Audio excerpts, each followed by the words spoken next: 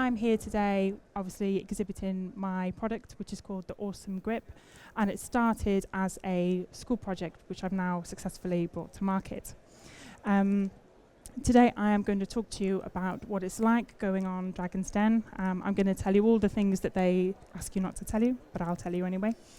How we developed, finally, a successful supply chain which works for us, and how we've developed and grown the company in an organic way. So the product started as a school project. I was 15, 16 years old studying design technology in school, and my teacher at the time gave me the problem of solving a problem with my sport. So that was my design brief. And I was a rower. I rowed to quite a good standard. And the problem that all rowers have are obviously blisters on their hands. So my rowing coach at the time quite famously said, "You'll never do it." And for me, that's a red rag to a bull. I had to go out and work out how I was going to do it. So I looked at all different kinds of solutions. And the main thing was comparing the profile of your hand on a round object compared to a oval object, which is where the shape of the product came from, that I'll show you in a moment. We had quite a lot of different prototypes tested and had varying ranges of different kinds of feedback based on the different materials that were used, and we finally set on one particular material that the product is still made of today.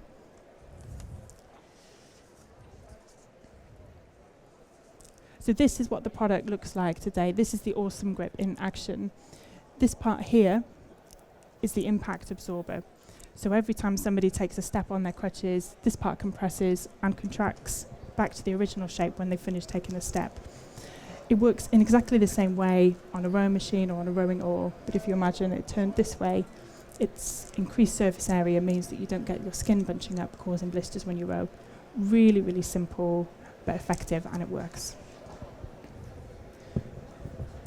So the first time I exhibited at NAIDEX was, I believe, in 2011. The product was really quite new on the market, and I met a fantastic lady who worked for another mobility company. And what I didn't realise was she was actually a customer of mine, and we kind of had this funny kind of girly moment when I realised that she had my grips on her crutches, and we actually had a conversation in the foyer. And she had been in the army, and something had happened to her when she was on tour of duty. And when she came back, she had to spend, the rest of her life in a wheelchair and using crutches. And a really, really profound moment actually happened outside in the foyer when she said that her new wheelchair and my product had totally changed her life for the better. And I cried. I was stood in front of this lady who I just met, and we were both in floods of tears. And it was that moment that I realised that I had a really special product, and I felt a huge sense of duty to get the product out there to the people who need the product. It's not just a simple case of, for rowers, I think it's different because it's a sport and you choose to do it, but people don't choose to be on crutches. And it's the kind of thing that really does impact people's lives quite massively. So, having met that lady, I knew that this was my calling, and this was a product that I needed to get out there and work with. So, like all sensible people, I went to university and I studied business and management, which actually is coming in super useful now. And I was in one of my lectures, and my mum rang, and I was kind of really annoyed because I thought, why is she calling me? She knows I'm busy. This is really annoying. So I answered the call when I could. And she said these words. She said, "Emily, Dragon's Den have been on the phone, and they want you on the show." And in that moment, I just knew that I would end up on the TV. I don't know how, because there was a huge number of sort of auditions and things you had to go through. But I just knew that I would end up on the show.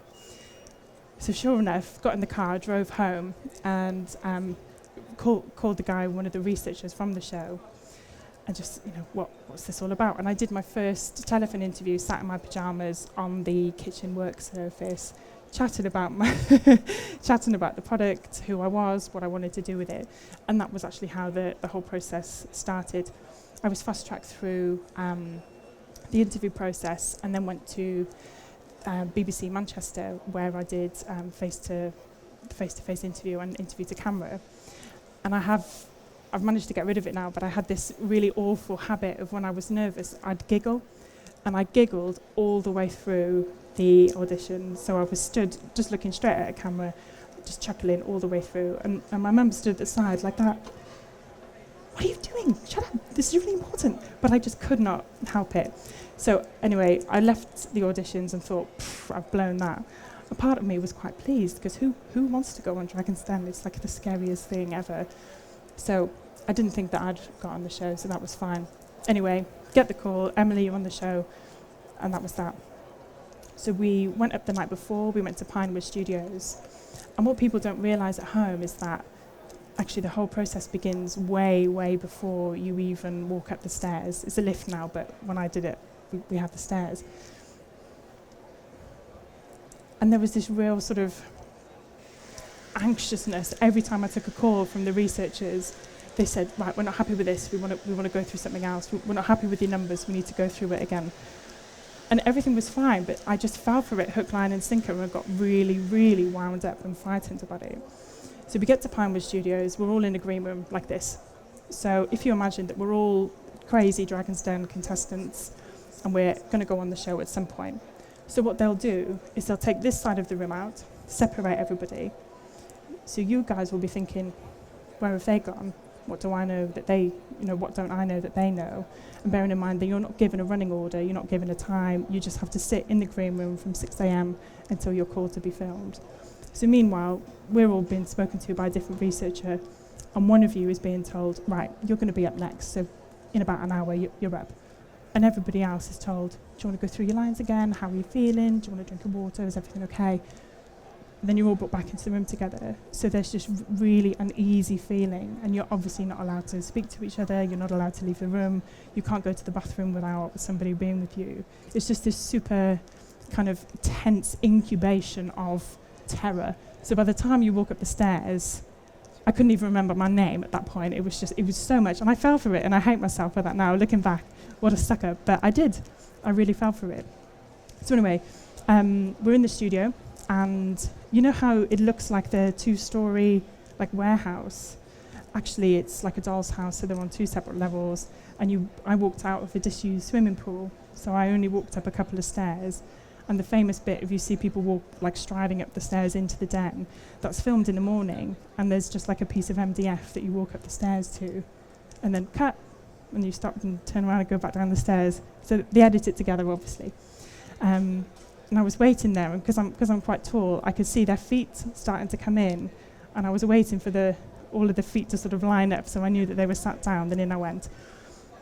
And if you'd asked me how long I'd been in there when I came out, honestly, I thought it was about 40 minutes, but it was actually an hour and a half. And the only part of the whole experience that you can control are the 2 minutes pitch that you get at the start. So I can't even remember what I said now, but go in, pitch for your life, and then your 2 minutes are up. And then the rest of that hour and a half was questions, and my goodness, it was tough. But I tried to imagine it like a game of tennis.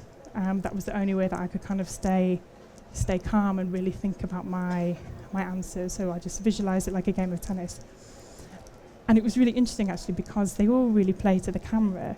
And obviously, you at home, you guys see them all, looking like this, looking really stern. But Deborah was the most enthusiastic dragon I could ever imagine. And in between her questions, she'd be going, yes. And then she'd ask me another question, Emily. And she'd have a very serious face on. But in between, and do you know, that was really nice, actually. It was really nice and supportive. And she was the honorary graduate at my graduation ceremony a couple of years ago, so that was nice. And she remembered me, and we had a wave, so that was lovely. So it was a super duper intense experience. And obviously, like everybody does, I forgot one of my numbers.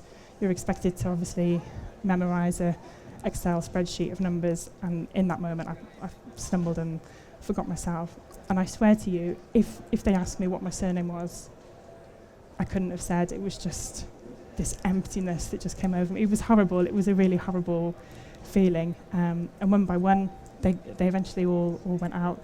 But nicely, people don't tend to remember that. People who do come and speak to me on the stand, they don't remember if I was invested in or not. And my whole aim of actually appearing on the show was not to be the idiot. That's what I was most nervous of, not being the idiot. So that's obviously up for everybody else to decide, not for me.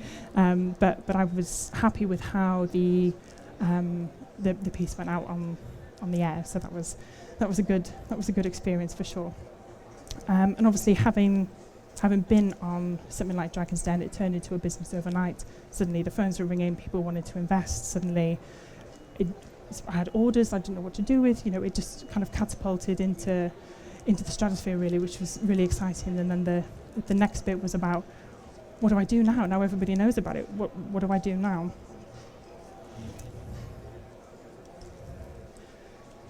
So in terms of supply chain, actually the best thing that happened for us was somebody really important watching Dragon's Den that night. What nobody obviously knew when I was filming was that we actually had a really difficult situation going on in our supply chain. The manufacturer that we were using had, were basically subcontracting to somebody else that we weren't aware of, and it all just got really, really tricky, really sticky. And we were looking at losing everything that we'd sort of worked so hard to make. Anyway, somebody really significant was watching the show, happened to call my mum the next day, and then we've worked together ever since. And the reason that I wanted to mention that was because when I speak to young people about this kind of thing is that there's two lessons in that really. Feeling afraid and doing it anyway, because actually the most important thing, your supply chain, came out of my experience on Dragon's Den. And also your network, because you've already got your own network. Even 15-year-old in school has already started developing their network. So those are things that I talk to young people about. So in terms of growing and developing and exporting, it's all been really organic. And something that's really important to me is about how the product is sold and the kinds of people that sell it, because it's my baby. It's something that I dreamed up, and not that I'm precious about it, but I want it to be sold in the way that I'm comfortable with. And because it's the kind of product that does change people's lives, it doesn't feel like a commodity. It feels like something quite significant, and that people need to be aware of the product and spoken to in the right way. So the way that we have been exporting so far has been mainly in the rowing and sport industry. So that has taken off quite nicely. We're working with a partner who are based in the UK, but they've got branches all over the world. So that works really brilliantly. So if anybody listening, there's lots of faces here. If anybody here is looking at exporting and working with other companies, then it's really worth finding a UK company who can help you with that, because there's lots of pluses to that, particularly being paid in sterling. That makes a huge amount of difference. But being able to piggyback on other networks that have already been created, which is really important. Another really exciting development, which is quite hot off the press, we'll be launching into Saudi Arabia, which is really exciting. And again, this all comes about from network consistency and just getting your name out there, really. And again, in terms of development, we're not focusing so much on developing the product at the moment. It's more of a case of getting the product, as I mentioned, out there to everybody who needs it. I really have a huge sense of duty, and honestly, when I chat to my friends who are all doing really sensible jobs and doing very sensible things in London, it's that anchors me. It's that conversation with the young lady out there in the outside of NADEX that really makes me understand why I do this. And the point is that it makes people's lives better.